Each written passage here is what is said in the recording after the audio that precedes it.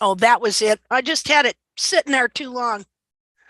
Oh man, I don't think I'm saying anything that controversial. Let's see here. Got it.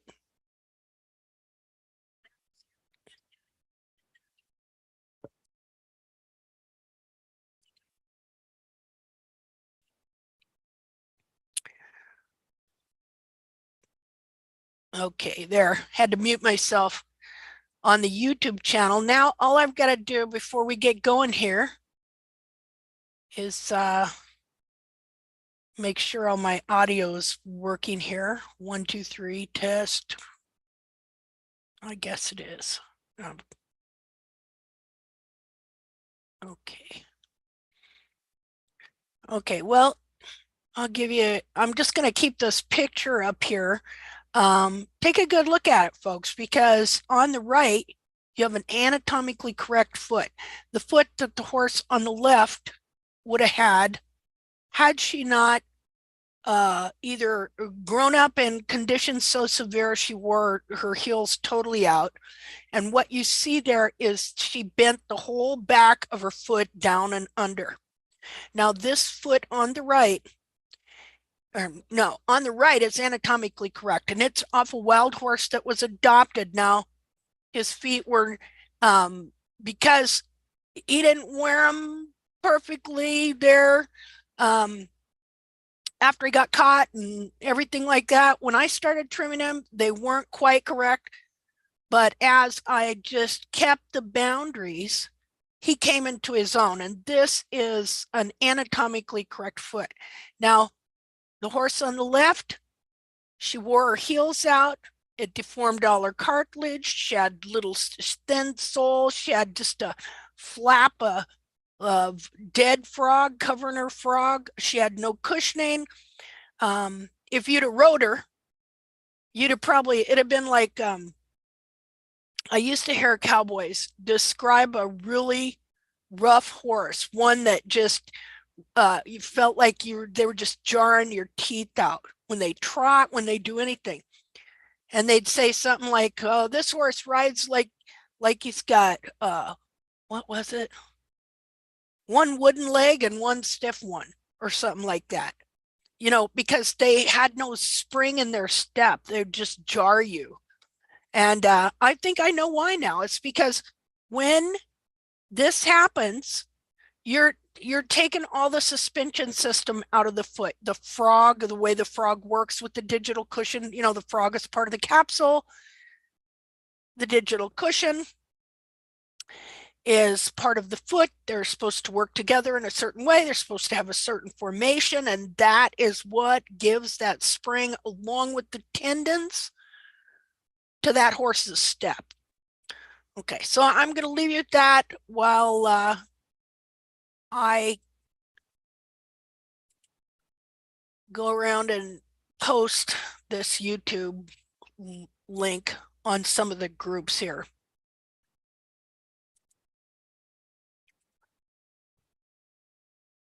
So it might be a little silent here for a little bit while I'm focusing on that. It's okay. Okay, thank you. Hey, but if anybody wants to talk and share something while I'm doing this and kind of keep things rolling. I had a very good question that I thought everybody would benefit, but I didn't have time to put the pictures together, and I need to put the visuals to ask the question. So I'll just try to do it basically now. Okay. But I wanted to say it would be because during the last call, I mentioned that I'm interested in the pictures of the horses, how they stand, the postural pictures of the horses with underrun heels on the hinds in particular. Because what I found, they have a very particular way how they stand. And that's, I just wanted to mention if somebody has something of that kind and who is on the call now. Yeah, that would be cool to see. Okay, that's great. If anybody has anything to add to that or anything, please pipe up while I'm doing this. Yeah. Just want to say hello. Hi, everybody. Hi. Oh, hello. It's you, right? You're my neighbor almost. Hey, everybody can say their name and where they're calling in from. I'm from Hungary. I'm Elena. I'm Simone. I'm from Germany. I'm Meg. I'm from the US. I live in Alaska. Alaska. Wow. That must be beautiful. Thank you. But no more so than your country. I'm Leah and I'm from Madrid, Spain. Hello? Hello, we hear Nice you. to hear you. Sorry, I just passed out. I said, okay, nobody likes Spain. Yes, yay, Everybody loves Spain. Spain. My friend is in there now and he loves it. Especially the people. I watch Doggy Rescuer from over there on Oh. YouTube. Oh, what is his name? Oh, I would love to go and work on donkeys. I love donkeys. Victor something or other. He's got a pretty popular dog rescue channel on YouTube. Can't think of it now. Victor Lenko, something like that. Well, I'm Linda and I'm here in Kansas where I said I'd never ever live. Never say that, okay? Never say never. Or ask for something concrete. It might just happen and it's not might be not good for you. Yeah. Okay, so it is 11:03. We're gonna kind of start at 11:05, give people a couple more minutes to get here. And I'm going to draw up some pictures here. Or heck, I'm just gonna start. They can always go back and watch it on YouTube. Okay. So today, who was able to read? Let me screen share here just a second. New share. This might work. Okay, who was able to read this post that I did? Last Hoof chat, I talked about Bracy Clark, a veterinarian from the 17th and 1800s that studied a lot about hoof care and horseshoeing and all that, and came to find out that all the excuses that the farriers were given for why the horses were lame were not real. And so he found this out because he was studying the anatomy. He also found out that there weren't names for different parts of the foot, like the periopal. Well, they had a name for it. They called it the frog band, which is interesting because we know, those of us that have been intact for a while, we know that it's very hard to differentiate between the periopal skin on the back of the foot and the frog when the foot is dry. It's not until the frog gets wet and it turns white that you start to tell the difference. Hold on a second.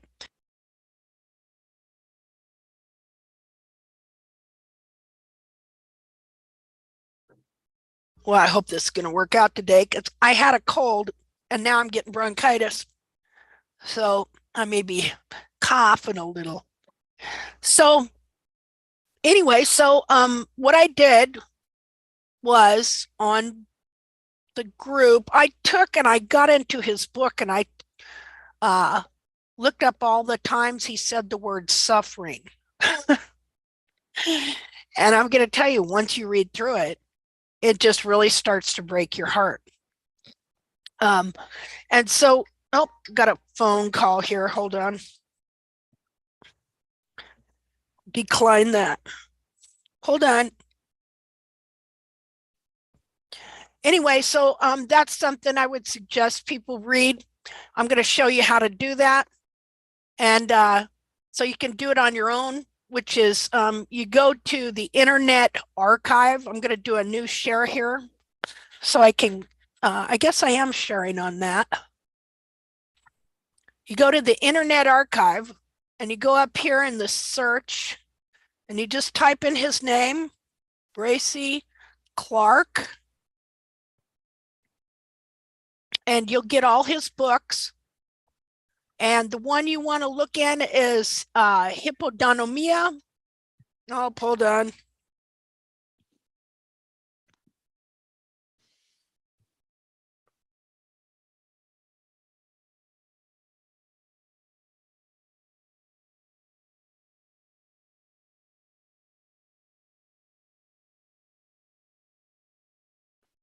Okay, I knew if I didn't answer that, he's going to keep calling. Okay, so then you just click into his book, Hippodonomia, where usually I find it right away. He's got a bunch of hippo books. Hippo means, strangely enough, horse in Greek. Horse, about like my throat feels right now. Now, are you seeing this book on the screen? Yes. Oh, Yes. okay. Okay, so if you're looking for something, you want to know something, you can go over here to this search right here, and you can type in the word. Like what I did, I typed in the word suffering. Actually, yeah, like that. And I got 20 some different quotes out of this book on suffering and how, you know, when you're oblivious to something, like you don't understand the truth about a subject, you can look around and maybe you see that things aren't right, but you really don't understand it. And that's the way everybody was. They all knew that these horses' feet were messed up, but the reasons that they were being given by the professionals were not real. Now, that doesn't mean that the professionals were purposely lying. What it means is that probably nobody ever knew, and they just guessed. And then their guesses and their conclusions often became considered as established fact. And in truth, they really didn't know. And so Bracy Clark, in studying the anatomy, came to understand exactly why these, well, not all of it, but pretty close, came to understand a lot about how what the Smiths were doing were actually deforming the feet, and this was leading to this tremendous suffering. Now, because of the research I have done in the last 18 years, okay, I'm not bragging, I'm not saying, oh, I know more, but I can tell you I do know more than what he did about the anatomy now, about the true anatomy of that foot. I could take and show you pictures where he looked at feet and thought they were okay, where I now know they are not okay. And so, but in what he did and what he knew, he came to the realization that these animals, for the suffering was like, he said he found there, he had no language to express it. And let me tell you what, when you get into this book, this guy, he had, he's wordy, all right? He's a deep thinker, that guy. I mean, he's the one that come up with the name of the periopal, because as I said, they called it the frog band. All right. So he could not even find words to express what he came to understand, see, and realize. Now, what I'm hoping is that we can come to such an understanding of these horses' feet that we can also, I mean, we already know, those of us that have been intact for a while, we know how the trimming methods that are being taught now, based on error, are slowly deforming the feet of these horses. And because horses, because horses adapt, because it's for survival. So when they are incorrectly wearing their feet, there are things that their feet do to try and hold together. And so the foot adapts to the distortion for the survival of the horse. But it's always at a cost. It will always cost that horse something somewhere else. It's going to cost in the tendons.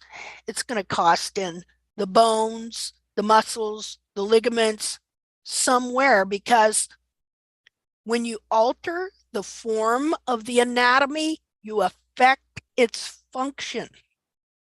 And so, because, you know, the hip bone's connected to the leg bone, right?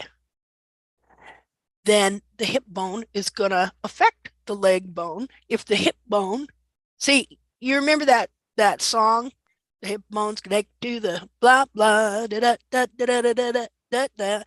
See, our body as a unit has to function together. And every single part of your body matters. You can learn to adapt. You can learn to get along with that one part, maybe, but other parts suffer because of it. So when you see, the more understanding you have of the anatomy and its beauty and what it's really supposed to be, and then you see what happens when the horse wears the foot wrong, but more especially when humans alter that form and don't even know they're doing it in a way that, well, you alter the form, you change the anatomy, you change the function. And so the more you understand this, the more you see that in reality, we have a literal equine holocaust genocide going on around us almost all the time in silence. Because as Bracy Clark said, these animals, these noble animals, will work their heart out for you, even when they're in pain, to the bitter end. I mean, look at what they've done for us in war and everything. Look at that gal, where was it? Staten Island or wherever it was, that used to dive the horse into the, off the big high perch into the water. See, horses will do anything for you. They're the most humble servant. And so even though there's this tremendous suffering going on all around us all the time because of what people are doing to their feet, they're silent sufferers and no one knows it. And the one reason that nobody knows it too is because they don't know the truth about the anatomy. The whole veterinary profession, the whole hoof care industry is based on error in the anatomy. And besides what the farriers have been doing it, now you have a whole industry, the natural hoof care industry, that is based on one dead wild horse's feet. And that is the truth. And it doesn't matter whether you like to hear it or not. Prove me wrong. Because I'll tell you what, you can't. Because I can take you right to the founder of founders, plural, of such said movement. Okay. I challenge you to find me a different foot that he would have based his research on than the one dead wild foot that wore its heels out, that's on every hoof guru's page from here to around the world and back. See, this is how easily mankind can get deluded. All right, because we just trust people. Now, did they do this on purpose? No. Obviously, they didn't do it on purpose. But in my opinion, they should know it by now, because of all the failures. But see, you're never going to hear about the failures. You're never going to hear about the people that tried every trim, went through every farrier, went through every barefoot trimmer, only to have their horses get worse and worse and worse and worse and worse. You don't hear about those because they've come up with the ingenious decision to blame it on what your horse ate. See, well, it's not what your horse ate. Let me do this here real quick. It's because of this. Simply because of 2 inches, actually 1 inch of heel. Now that's just insanity. Just a minute. Got to try and get this picture enlarged for myself. So let's just take a look at this and we'll go back to Bracy Clark. But all right, so we can all relate to a house or a shed, right? Okay, so what I say here, if your horse's foot was a house and you ramped the heels, you ramped the foundation. Okay, we take, let's say it's on a foundation, we just cut the end of it off here. What's going to happen to your house? It's going to fall, right?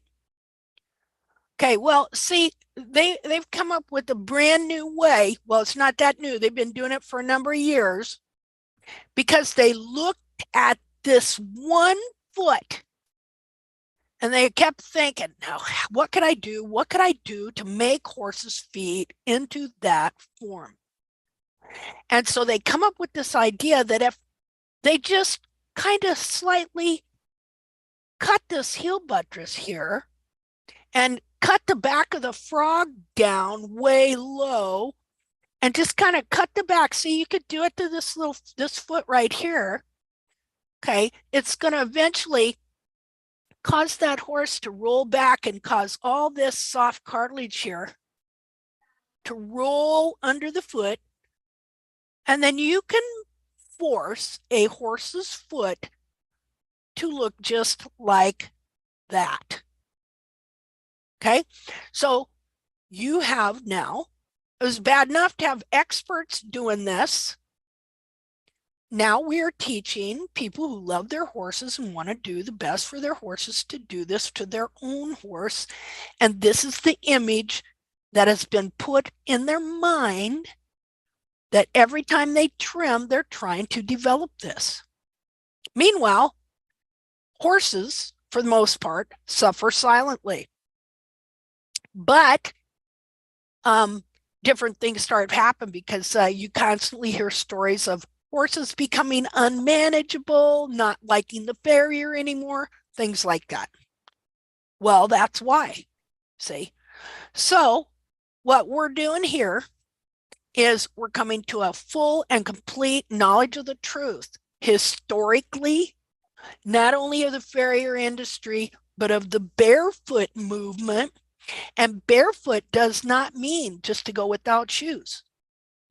It is a specific method based on one specific foot. And that's insane. See? But that's the standard. This 1 foot right here. All you have to do is type it into a search engine. You got to go to, oh, what is that deal that you can get all those pictures on? Oh God, I can't think of it. It's some site. That's all they do is pictures and stuff. I can't think of it. All you have to do is type it into a search engine. Wild horse hoof. You're not going to get any good wild horse feet. You're going to get this one or ones that have been trimmed to look like this one. Okay. So anyway, let's see what else I got here. To show the truth of the matter here. Okay. Now let's see if it changed. New share. Okay. I'm still on there. Okay. Here's an example. When you do that trim, this is the foot you get right here. Right here. How can that happen? because 2/3 of this foot is soft cartilage and fat. And when you trim the heels with that little ramp, or just trim them down, gradually, slowly, it reduces the size of the hoof capsule, and all the cartilage and fat is compressed into that little container there. And so what we're doing is we are endeavoring to grow and replace the hoof capsule so that the foot can expand into it. Okay. Now, why is this stuff? See, a lot of people don't want to hear this. So I just, they may say, well, I just want to fix my horse feet. I don't care what happened then, there, or nothing. You have to be able to understand some of this, because you may have to help somebody that has been misled into that kind of trimming. And we have to come up with ways to be able to explain to them the falsehoods that have been taught that are leading people to practice things on their horse. An ounce of prevention is worth a pound of cure. See, if you can keep someone, for that matter, keep yourself from doing something wrong when you trim this foot, then you're not going to wind up with a situation like this, where now you have to figure out, well, how am I going to fix that? If you could catch them when they're about like this before they go to that, it's so much easier, because you get a horse to this point, and if the foot falls apart, you have complete trimming-induced mechanical laminitis. Once all this just kind of blows apart and you get laminitis, it's a lot harder to fix. So we have to understand how we got into this situation and why. How did people come up with some of these answers? Well, they looked at one dead wild foot and made all their decisions based on that one form. And so I have all this documented, and it's going to be in a book that I'm going to do, that I started working on the other day, to show you how people get deceived by looking at a form that is not, if we're going to study horses' feet, if they were going to take a wild horses and study their feet, all right, shouldn't they have made a selection of many instead of one? But it's one dead wild horse.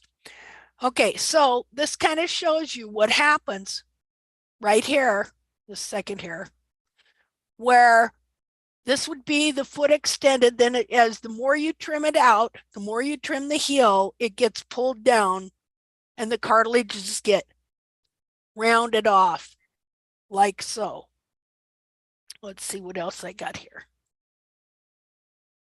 Okay, so here again, we want to look at this. What happens? See, because you got to understand, because see, there is a whole teaching behind this foot here. All right, first and foremost, basing the whole trim on trying to get a foot that looks like this. This here shows what it does. Now, this is a good foot, and if you look at the coronary band, it's straight. See there? And so hoof form, let's do this. So the wall grows down like this, the horn tubules, and they have to be in parallel alignment all the way back from the coronary band, the way that they grow. Right there, like that. Well, now, what starts happening is, here, we'll do this other one in blue, is let's watch and see how the wall would start to grow from this.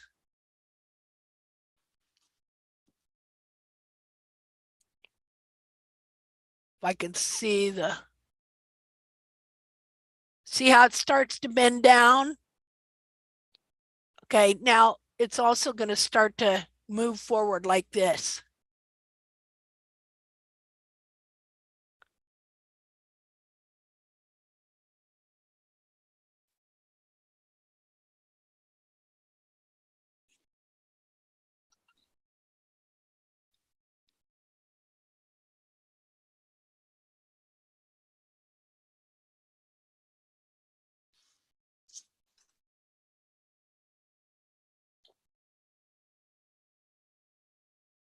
Now, do you see why this would start to push all these forward as well? And why a lot of times you'll find that if the toe dorsal wall does not stay connected here, then all this here, let me get a different color. These here, that's right here, eventually this can grow clear up into here. Like that. So this would be proper hoof form right here. And anything that deviates from this form is distortion. You can see, and this is how you have to evaluate your horse's hooves. This is where you start, looking at the cartilage above and looking at the coronary band here. And looking at the growth rings, the horn tubules. Where am I at here? Just a second.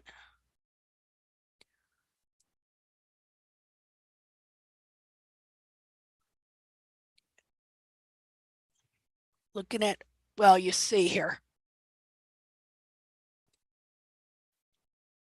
This would be right here. You can see that these are pretty good in parallel alignment, getting gradually shorter. And then you have the growth rings too from the coronary band. Basically, it should be straight, like so, just like it is here.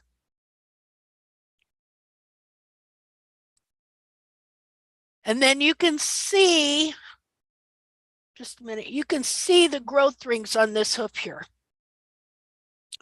Not here. Now that's an underrun heel, right?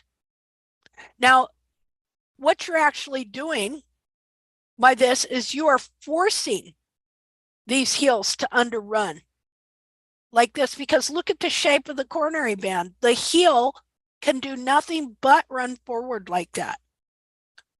So let's see.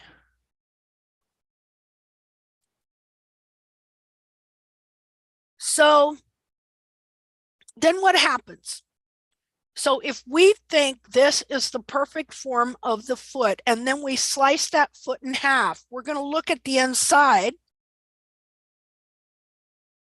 And we're going to assume that this is the anatomy right here. Let me get rid of this. We're going to assume that this is the internal anatomy. And what are we going to see? We're going to look at this digital cushion, and we're going to see that it's wide here. And we're going to look at the frog, and we're going to see that it's not very thick and it's calloused. And if we could see the full coffin bone, we would see that that coffin bone is ground parallel. And so then these are all decisions we make about the anatomy. And this is how we're going to teach the anatomy based on one foot of a wild horse that wore its heels out. Now, the fact of the matter is that somebody accidentally got a wild horse that didn't wear its heels out, but then after they were taught this, they didn't notice, they could not read the true anatomy of the foot they had. And so that anatomy on a foot like this is wholly different. If I slice this foot down the center, I get something completely different. Okay, look what I get here.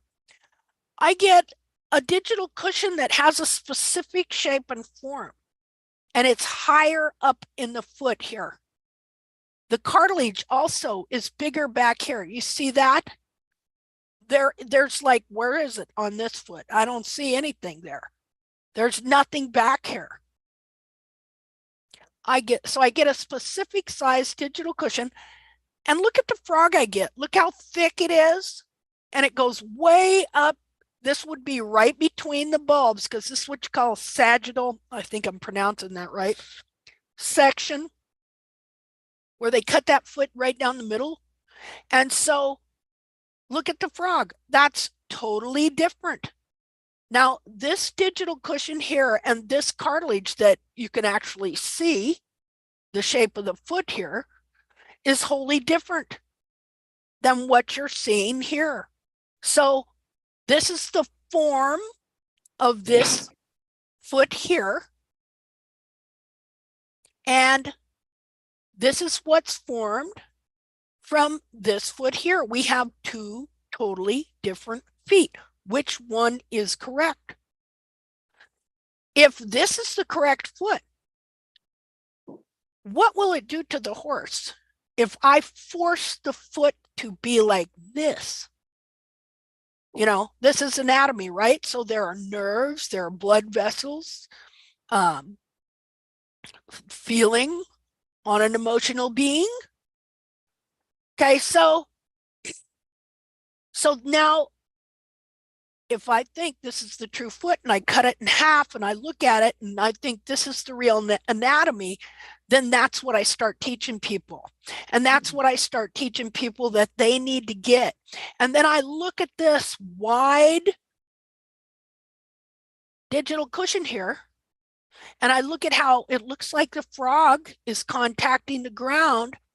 And I'm going to say, well, you need to build this up. This is what they teach. They teach that you force frog contact, and this is like a muscle, and it builds this digital cushion up right here. That's what it is. That's how they teach this anatomy here.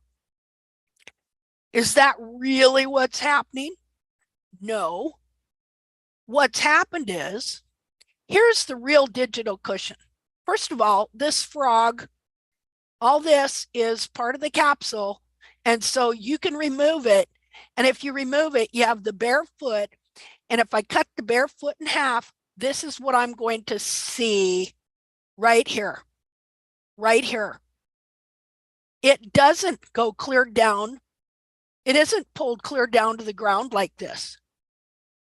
But if I incorrectly trim the heel to force the whole back of the foot down like this, you know what it does? It will stretch and pull and deform this part of the inner foot and pull it, forcing it clear down to the ground. That's what it does. So I'm going to show you some pictures about that. Just a second here. Now, this all goes back. Got to wrap it in here with this whole thing that Clark talked about, the suffering he saw in his day because of what the farriers did. And they still do today, by the way.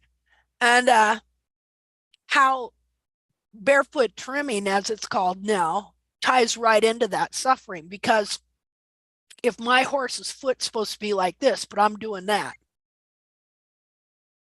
what do you think the horse is truly experiencing? We know these horses, we know they can be in pain, inflammation, all this stuff, and it's not like they can be telling you about it, is it? No, because they're silent sufferers here, see?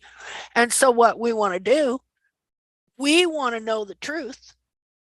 And we want to be able to fix the foot so we can alleviate that suffering and give them the foot that they were born with. See, they're born with this foot. And if things go right, they'll just keep developing this foot. But then if it doesn't get worn right, or if man comes along and messes up, then they can develop a foot that looks similar to that or has a number of other distortions. And so we want to be able to know the truth, and we want to be able to see this.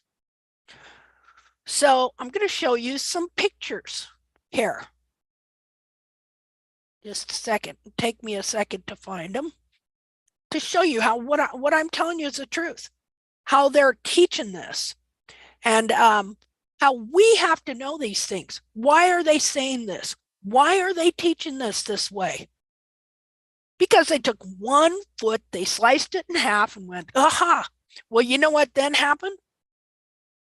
Well, then they started trimming to get that one foot. And when a horse would die, they'd slice that foot in half, and then they'd see it, that it looked similar, and they go, aha, see there, I told you.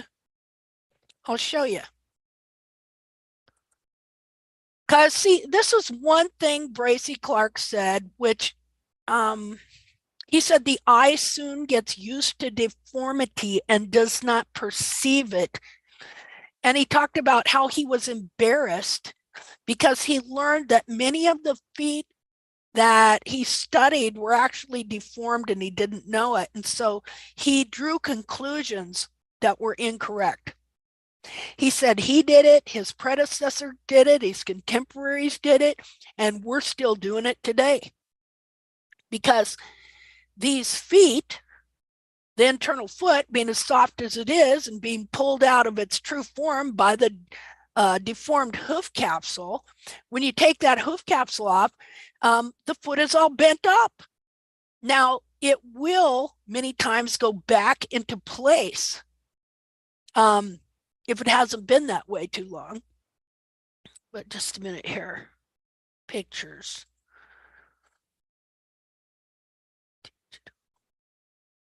BCD. Okay. Here we go. Da, da, da, da, da.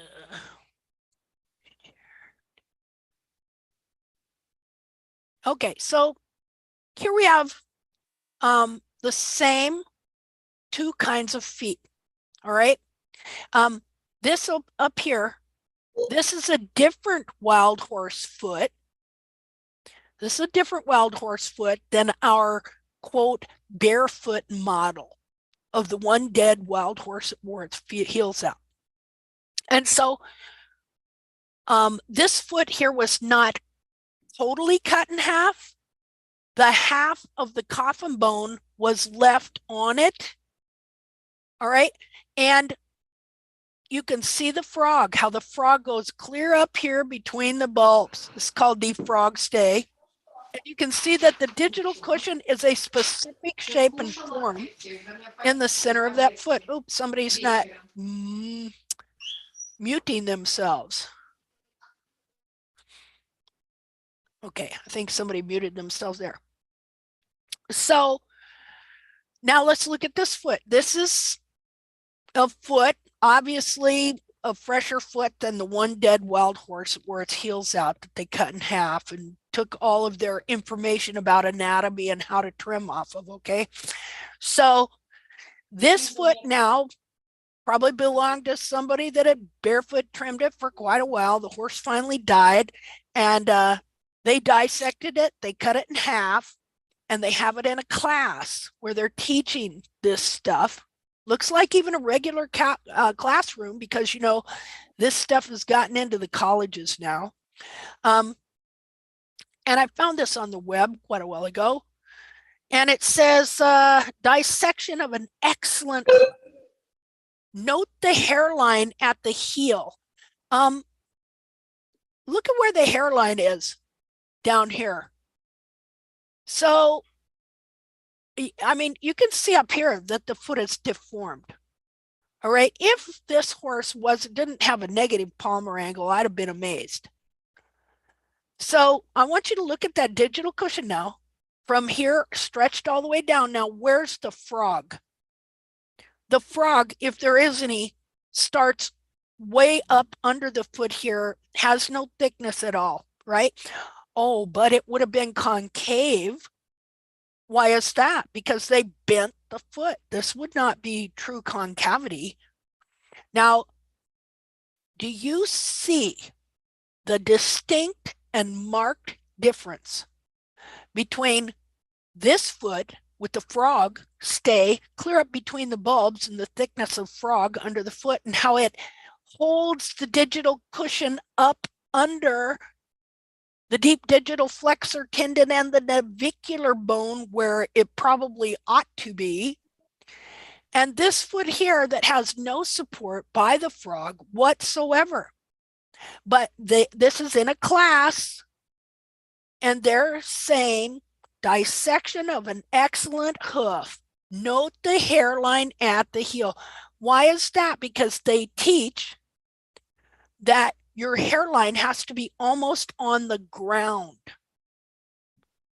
So the horse is being forced to pummel the most sensitive structures of his feet and of his cartilage. And I have one dissection I did. I was so surprised that I found that the cartilage back here in the back of the foot had turned to bone. I knew about how the cartilage is up above could turn to bone. What do they call it? Side bone. But I didn't know. And I should have known. I mean, I should have assumed it, that, hey, yeah, the cartilage back here, it'll turn to bone too. Okay, so now here's what I want you to look at over here. Now, this is my mare's foot that has the hoof capsule removed that I cut down the center. Just like, this minute. Let's go back to here so I can remind you. So just so I can remind you now, here's our barefoot model for natural hoof care. Okay, look at the digital cushion. Look at how there's, look, where's the hairline? There we go. Where do you see the hairline? Clear down here, right?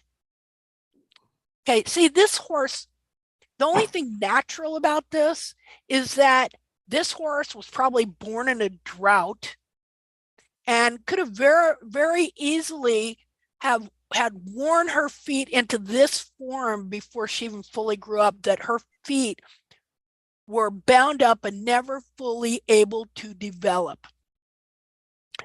And not all wild horse feet are created equal.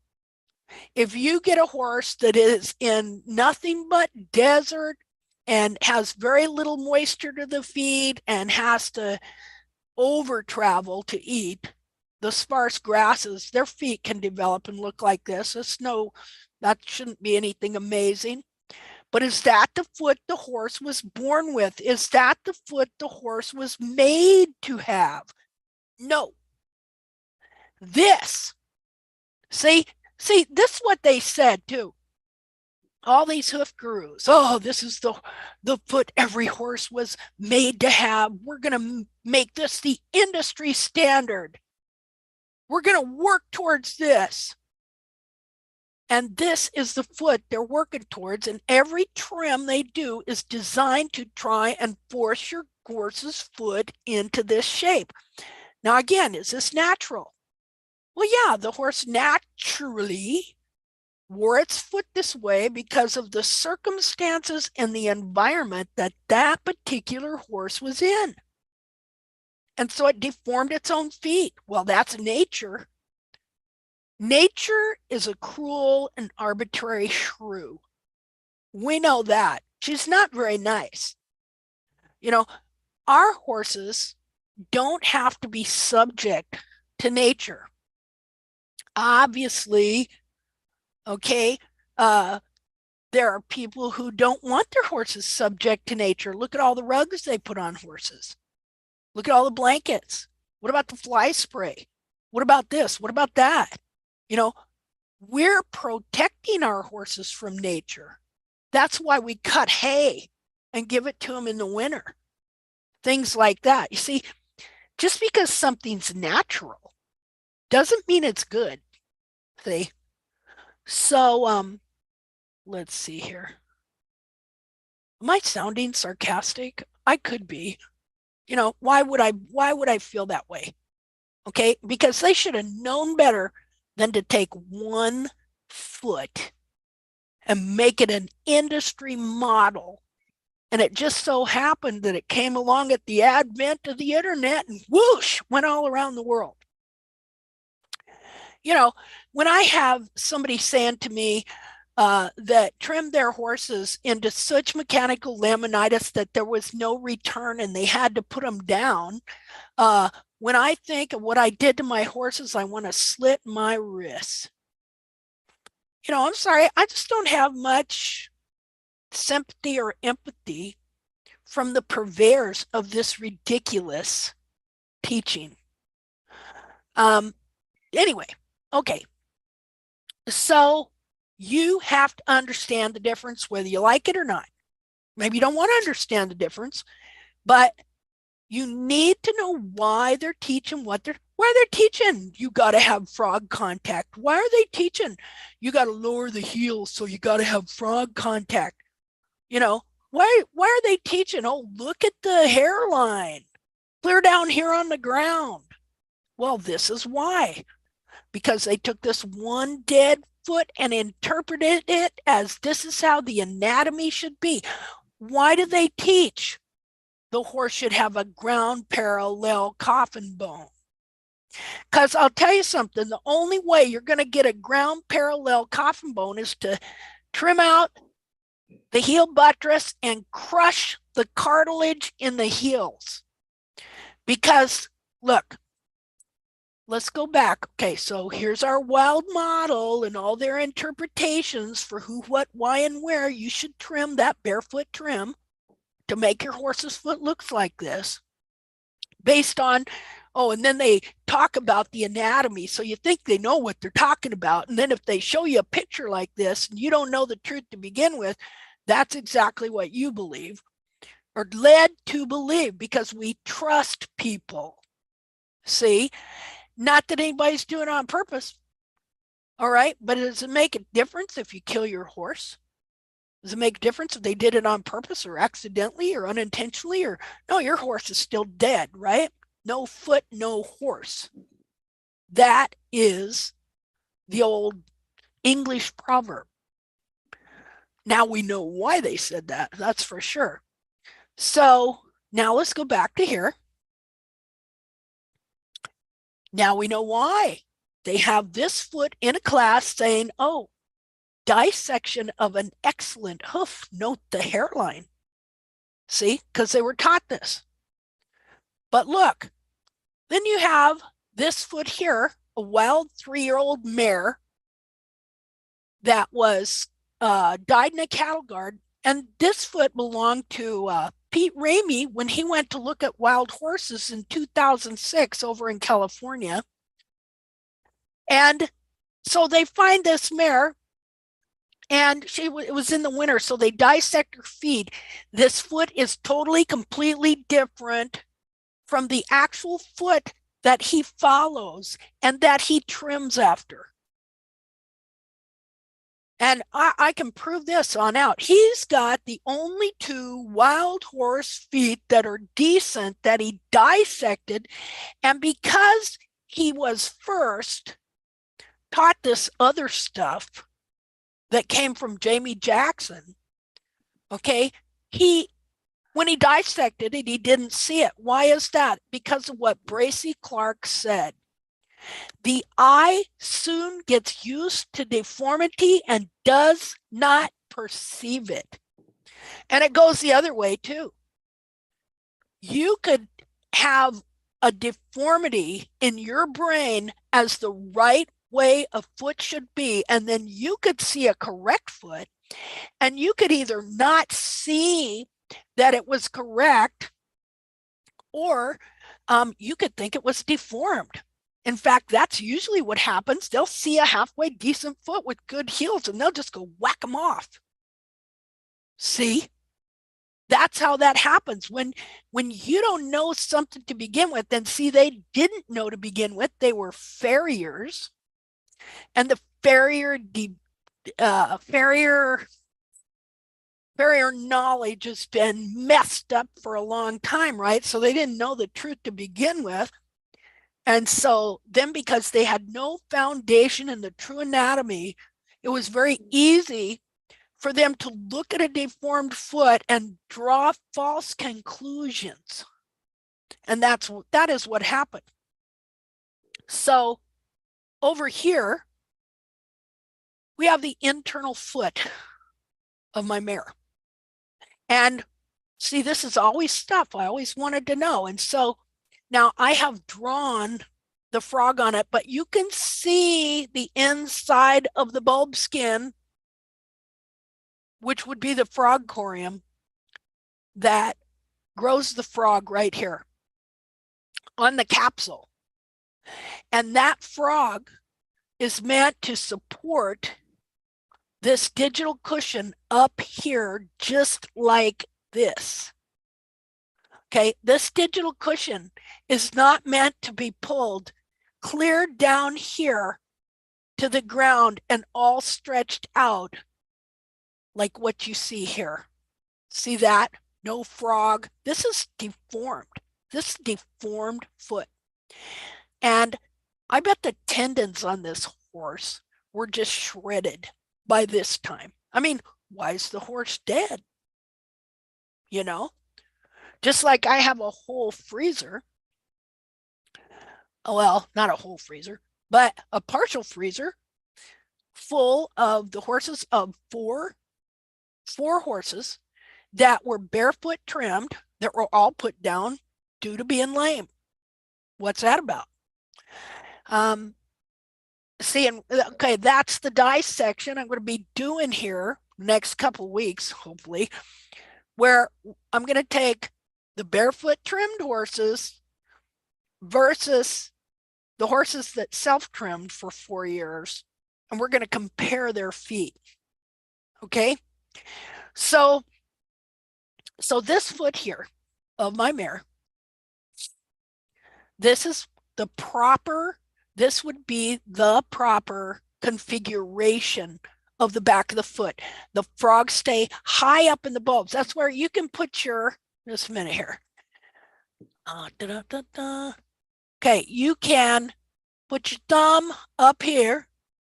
Well, wait, that's wrong. Wait, clear. Up here, you put your thumb, and down here, and then you squeeze, and you're going to feel this big frog stay in your horse's foot. That's how you palpate that.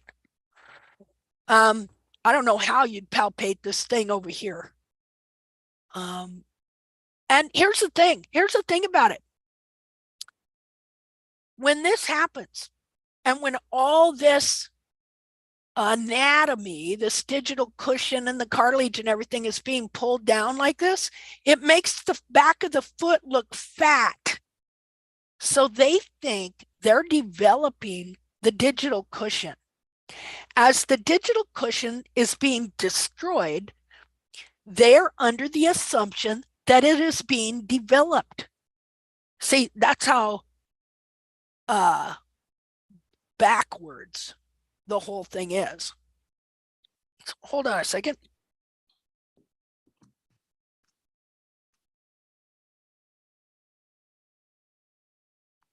Okay, so now so many wrong interpretations when you take that one foot and cut it in half and think you're doing an anatomical study.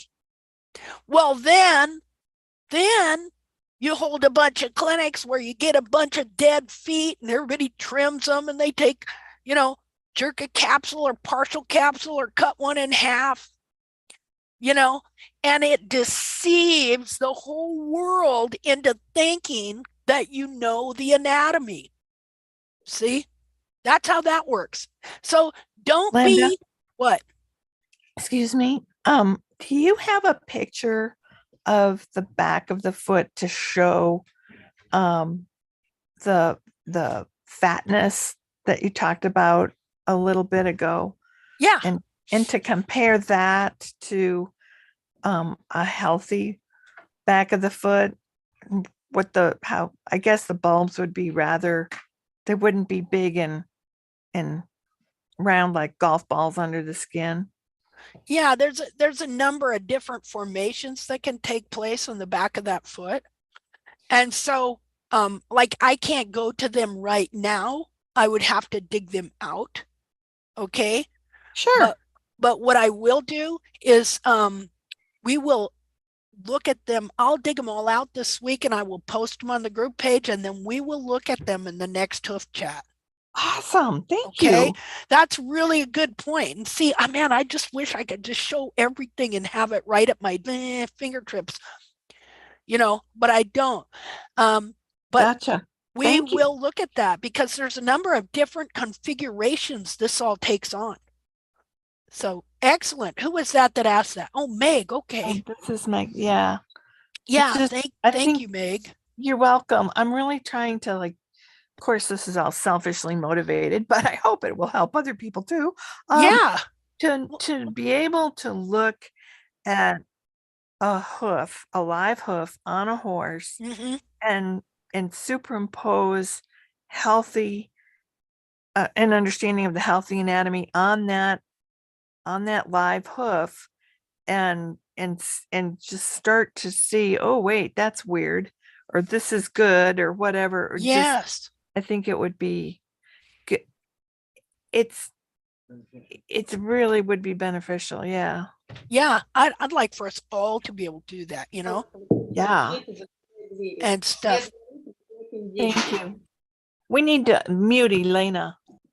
I did it. I got her. You're the best. Yeah. Okay. So I'm going to do that. And also, if you have any pictures or anything, we'll do a thread in the group on that specific thing. In fact, if you wanted to open one, I will. okay, with the whole question you just asked here and everything, and then we'll work on that this week and we'll present it next week. Okay. Okay. Is it okay then to invite people to Absolutely. submit their pictures so we have lots Yeah. to compare? Okay. Yeah. Will Yeah. do. Absolute. That'd be great. I'll get two of my people right on it. All right. Okay. All right. So another thing. Okay. As the whole back of the foot is being pulled down, the coffin bone that is slightly elevated at the rear, what they call a positive palmar angle, the heels are being crushed.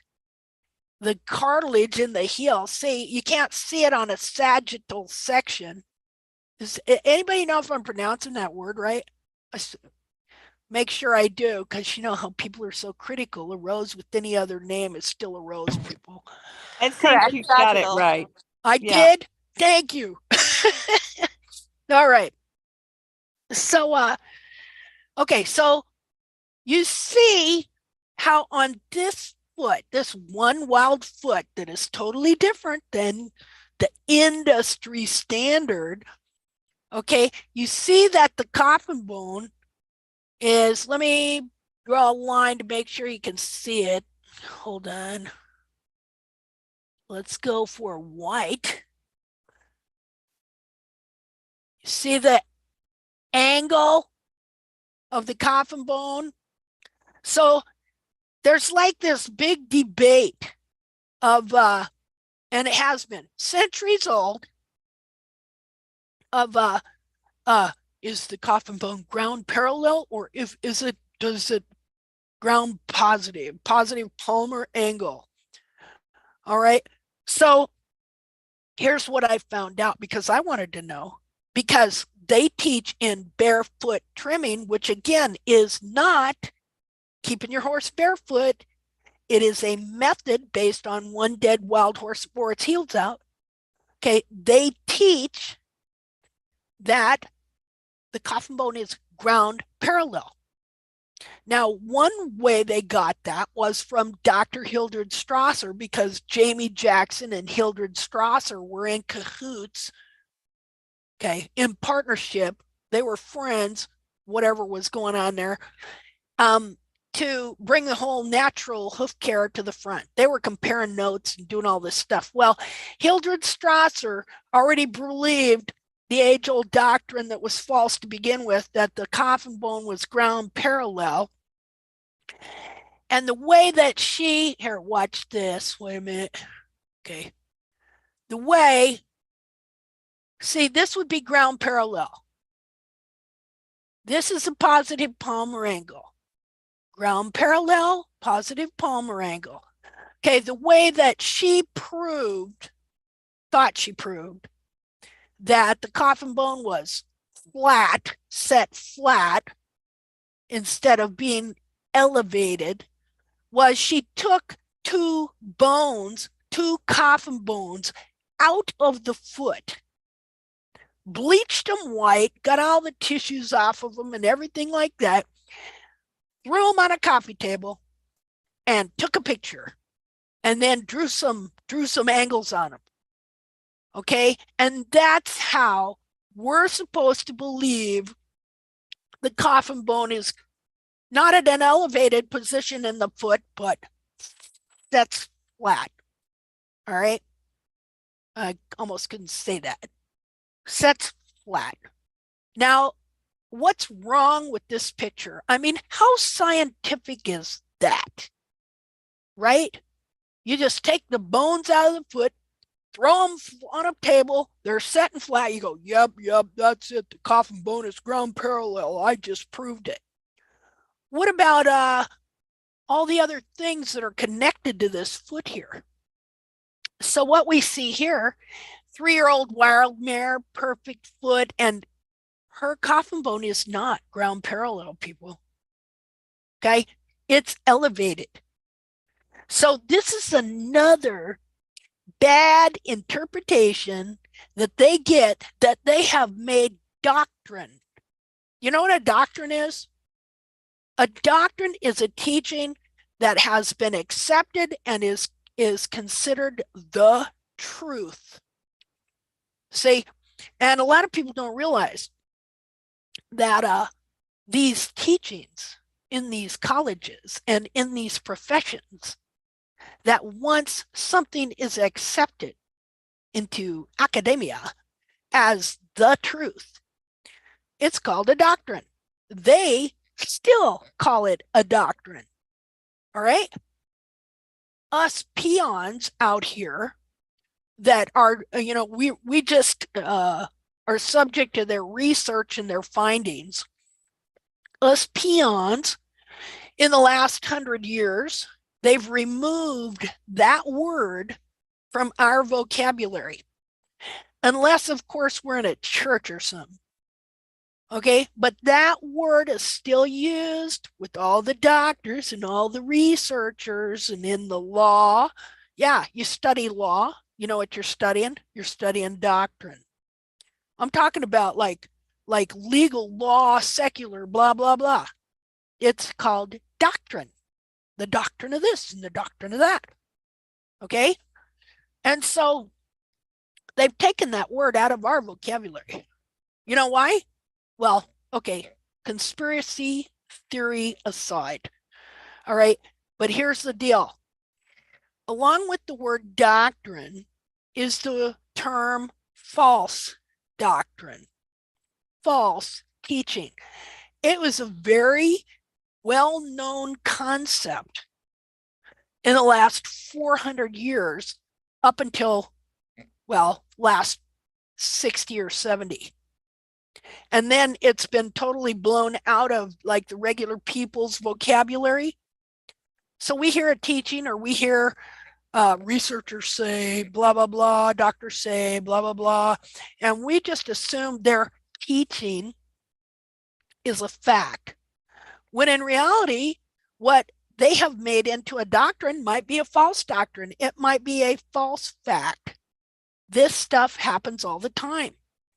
And so what you have to do is you have to come to the place where you learn, you keep looking for the truth, you keep looking for the facts, you keep looking at the results, and you start to separate truth from what isn't true. Truth from error. Yeah, because these people err all the time. Okay, so we see on this horse that it has a positive palmar angled coffin bone, but they're teaching that you're supposed to have a ground parallel coffin bone. But to get a ground parallel coffin bone on these horses, you would have to crush the cartilage in their heels by trimming the heels of the capsule out, which will so lower the back of the foot that it begins to push the true internal heel up into the foot like that and crush it. All right. So, okay, so I'm going to show you a picture that proves this, that proved it to me besides this picture here. Because before I even realized that this picture here was showing that, okay, let's see here.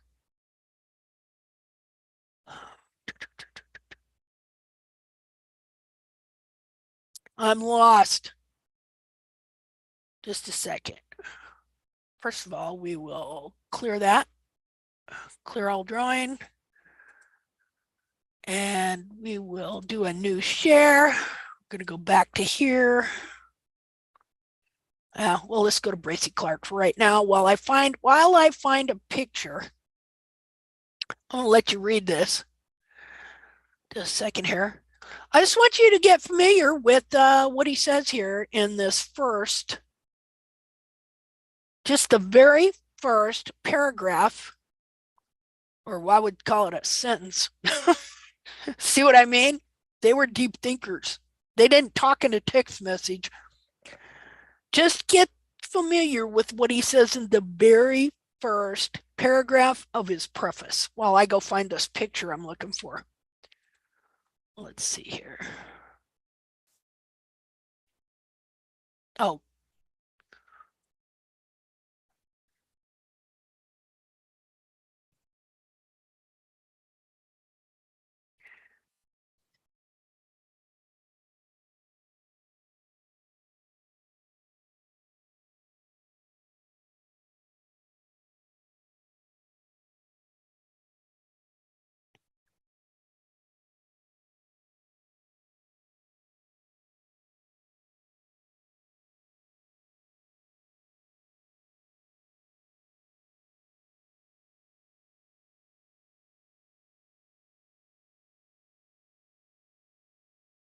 Okay. I found it. New share. Okay, so, so I trim my horse into mechanical laminitis. I started out with doing a natural balance trim with Gene Ovanek's instruction, who was the first one to study real horses, real wild horses' feet, by the way. And he came to a lot of good conclusions, good man. I don't agree with all of the natural balance stuff, but we're going to go into that too at some point. So I trimmed my horse into mechanical laminitis. In fact, I trimmed both my horses, my pony, in a much more severe way. Later, I didn't own her then, but I trimmed my horse, Valor, into mechanical laminitis and didn't realize it. And when I was reading Bracy Clark's book, he talks about how all these horses are crippled, but they could take and they could overbit them, and they could take whips and spurs and make them so afraid of the whips and spurs that they're going to move regardless of the pain in their feet. And he describes how they did this, how these different people did this so they could resell the horse. And I got to thinking about when I first realized something was really wrong. First I was doing what was this kind of a form of Gene Ovanek's trim, but then from Pete Ramey's side, I got on Iron Free Hoof, and they were doing a trim called trimming from the top. Now, I didn't know I was on their side. I thought I was on Pete Ramey's side, and I thought that was his trim because I wasn't all familiar with links off of people's pages, going to other pages. So they had a bunch of pictures because I'm telling you, trimming was hard. and they advertised it as easier. And in this easier trim, all you had to do is put the foot up in front of you on a stand and dress down the outer wall at the bottom about a third of the way up. So easy. Okay, so I'd been doing this for a while, and I wanted to ride Valor, and he was still young. And so I want to go up and put him in my friend's round pen up at the top of the hill. It's about maybe a half a mile from here. So I walked him up there, like literally walked, like me on the ground, walking him up there. And we got up there, and I got him in the pen. And at first he seemed okay, you know, and I lunged him around some, and then I got on him. And he made a round around the round pen there once, and then he stopped. And you know what anybody know what it means when a horse soles up? You know, how they just kind of, and usually if they sole up like a colt, you better watch out because they're going to buck with you, you know. And so he soled up. Well, he did what I thought was soling up. And he didn't want to move. And of course, you know, that kind of scared me because I thought, oh, he's going to blow up. He's going to buck, you know. And of course, then you get scared. And when you get scared, what happens? You get mad. You know, you get mad, right? Because you're scared. And so I kind of spanked his butt a little bit there. And he still wouldn't move. And then as I'm sitting there thinking, well, you know, he's just being obstinate and, you know, all this stuff. And so I get off, you know, and I'm thinking, well, I'll just make him run around the round pen. And as I got off and I'm standing there, I'm looking at him, and it just came to me. It just came to me. He's not moving because he can't move. His feet, there's something wrong with his feet, and he can't move. And man, I just felt horrible. And I was like, I didn't understand it. What could be wrong? What could be wrong? And so I had walked him up there. And so I got a hold of my friend. I said, Bob, I said, something's wrong with my horse. Could you please get your trailer and give me a ride home? And so he did. He gave me a ride home. And that's when I started studying, really started studying the anatomy. That's when I first started studying. Well, look here, people. How thick is that wall? How much thin and down right here do you think a third of the way up, do you think it can take? You know, the sole is soft. Look here, the sole is softer than the wall. And the wall is meant to support the sole. They have to work hand in hand. So when these farriers come in here and dress down this wall time and time and time again, and it weakens because, see, it's harder on the outside. It gets softer as you go to the inside. And so when you're taking away the harder exterior to expose the softer inner layers, and you got a 1,200-pound horse, like what's 1,200 pounds magnify into by the time it gets here, as far as force and weight, you know?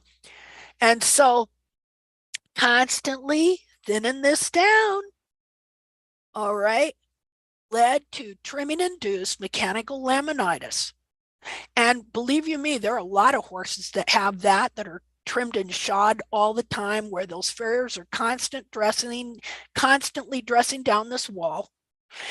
Only the thing is, then you put a shoe and nails on it that holds it all together. And so, you know, I could have done the same thing, but if I had a shoe and nails on him, he probably wouldn't have felt that pain as much. The wall would not have been tearing away, like tearing your fingernail away from the lamina of the inner foot here. Okay, so anyway, that's another thing. See, we're talking about farrier trims. Now you want to get the best of both worlds. You do equine podiatry. All right. Because that also, farriers come up with that idea. So you have the worst of barefoot plus dressing down the walls. That's what you get with that. Because see, all of it was based on that one dead wild horse that wore a foot out. And you'll find that horse, that foot on every single one of their sites or reference to it.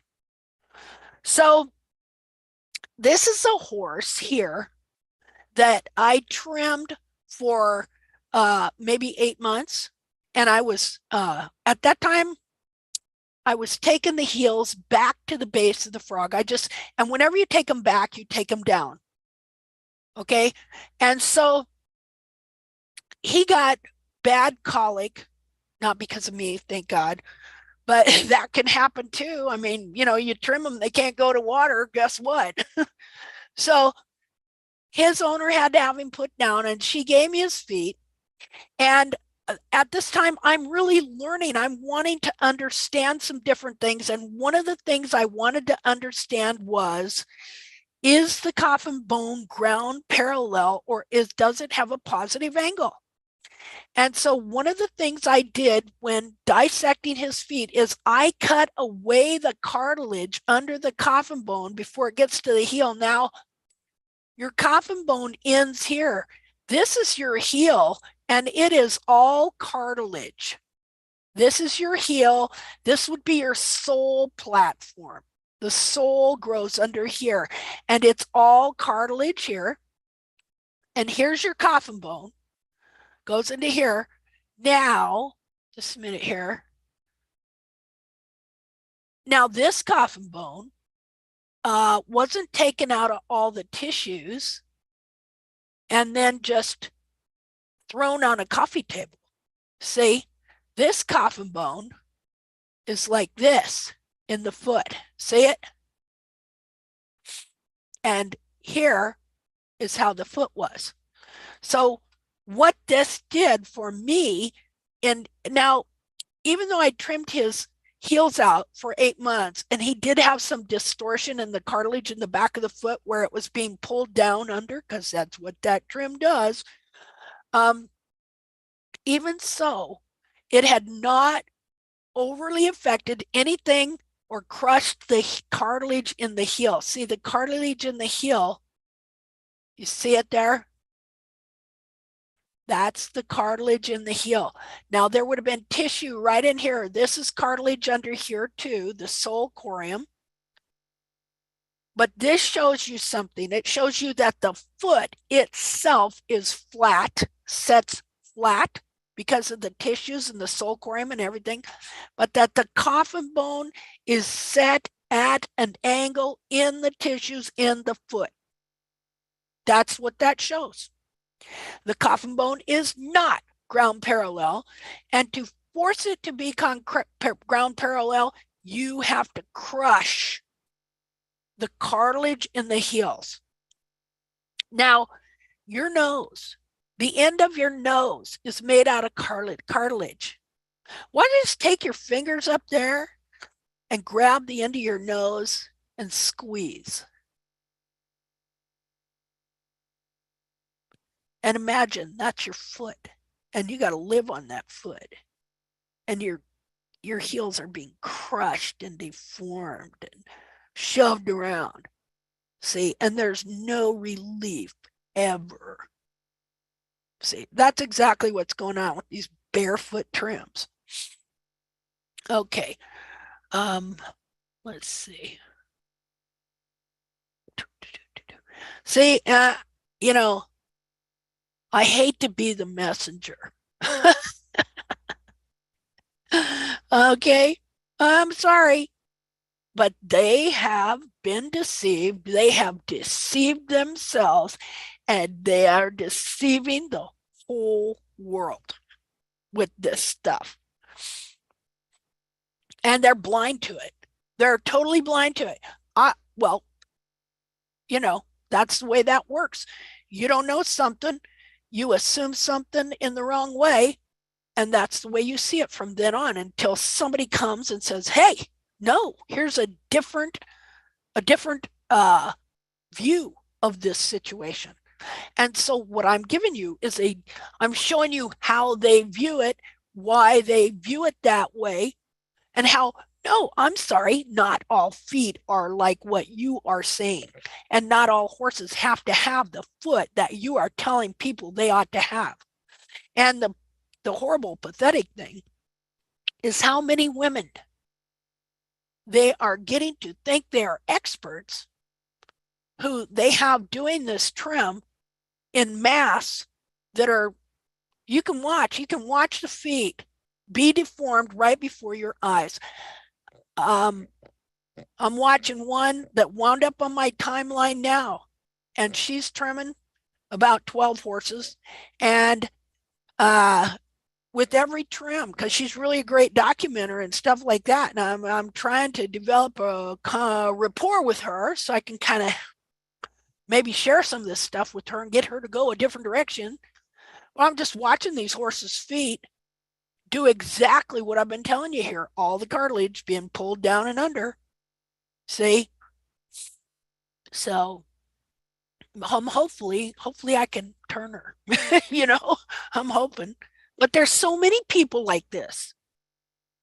See, that's why I'm putting together a website for TACT, for many different people to be involved and be on, and start developing materials, visual materials, where we can slowly lead people to understand and see and open their eyes to what is really happening here.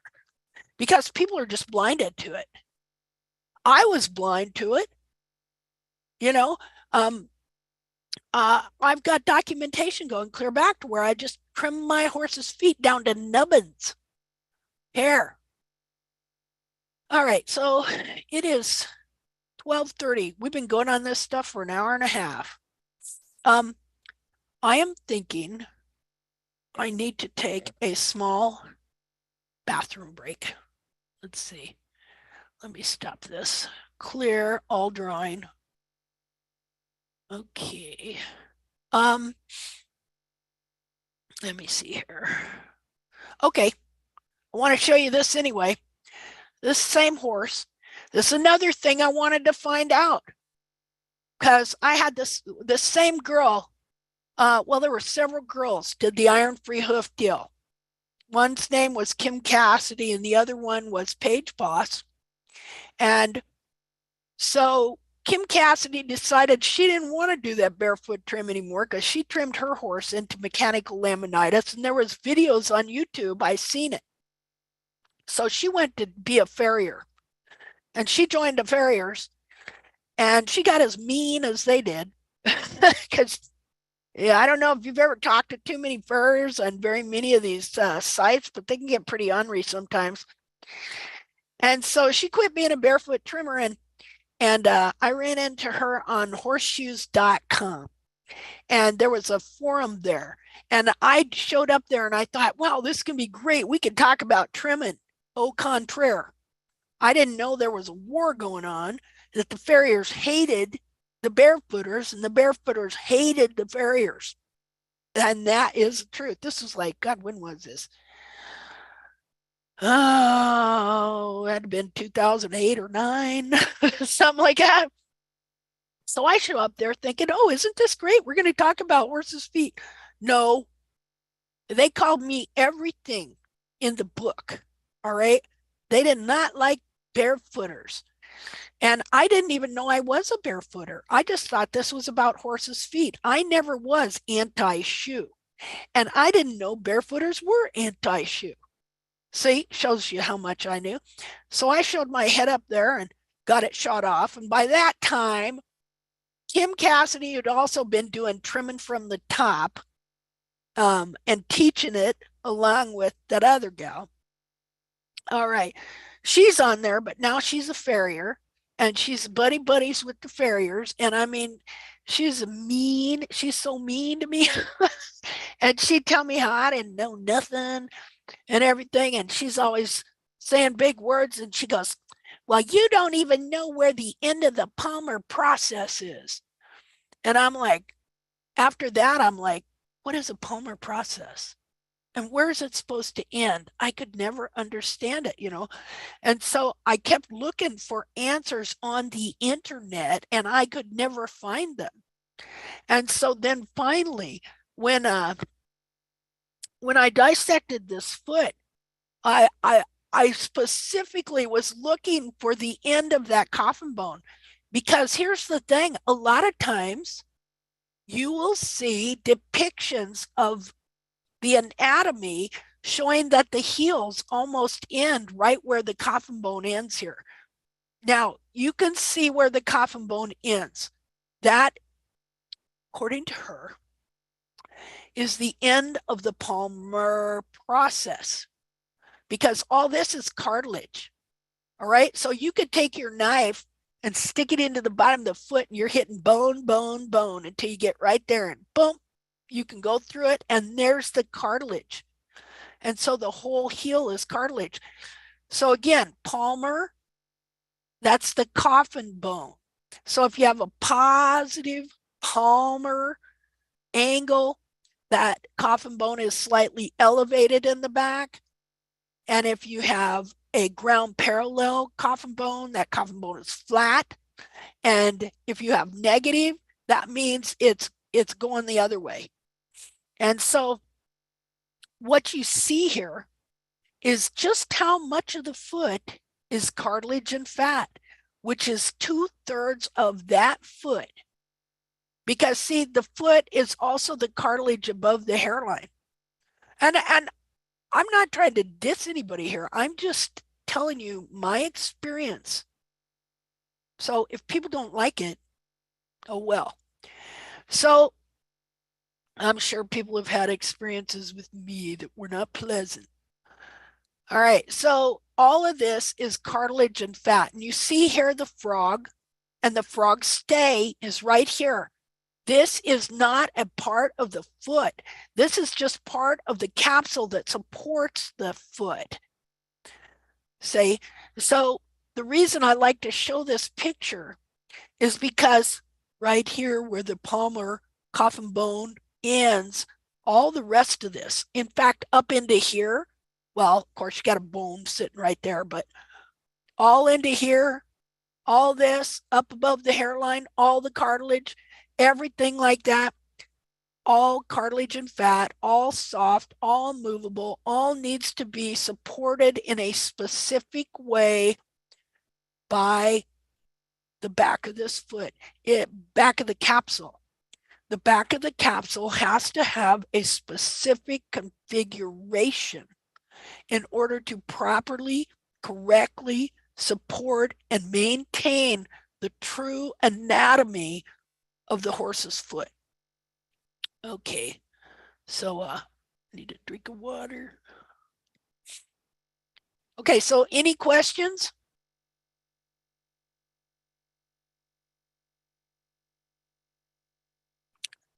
Okay, nobody wants to say anything. I don't blame you.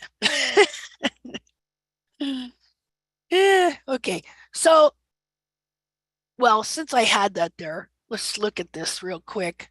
New share. Oh, wait a minute.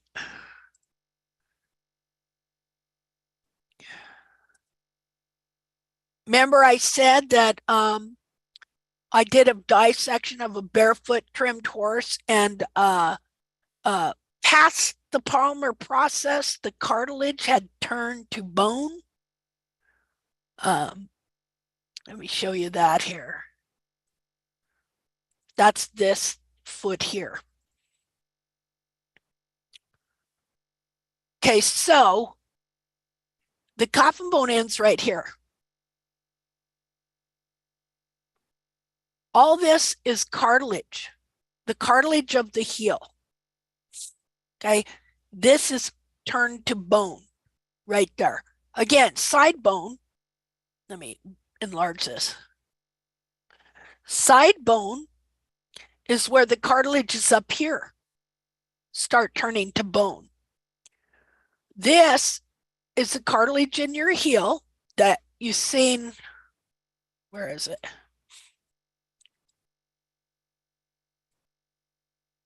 Right here, all supposed to just be cartilage, not bone.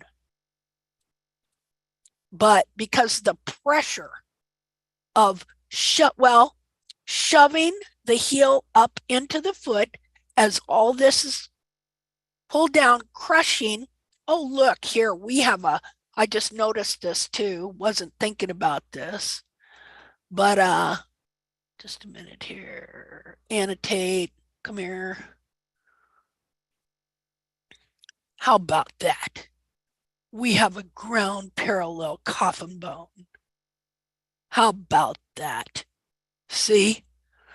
Okay, you can now remember it's supposed to be like this. Remember I told you it crushes the heels, right?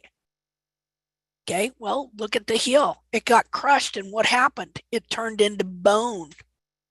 I guess we can see why this horse was put down. Why this horse had what do they call it? Caudal syndrome, something like that, you know. Caudal failure, maybe? Oh, there we go. Yeah, caudal failure, you know. Well, I don't know. He's just lame. Maybe it's what he ate. You know, now where's the hairline? You see it over here? Clear down at the ground. Look at the hairline, how it goes that 30-degree angle there. Let's see what else I got here. Yeah. Let's see. Oh, wait a minute. Annotate. Clear all drawings. Okay, well, I'm going to take a 10-minute break because I have to go to the little girl's room over here. And then I think this is enough of anatomy versus anatomy today. Anatomy versus anatomy. Falsehood versus truth.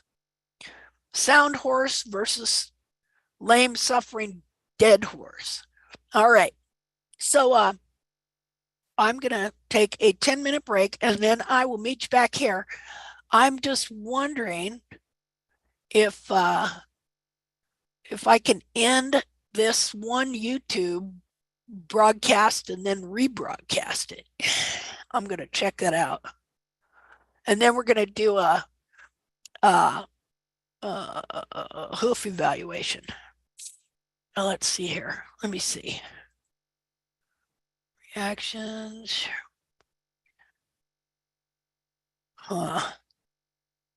Record on this computer, record in the cloud. Oh, okay. I'm going to stop the live stream. And then I'm going to see if I can start it again. Because if I could do that,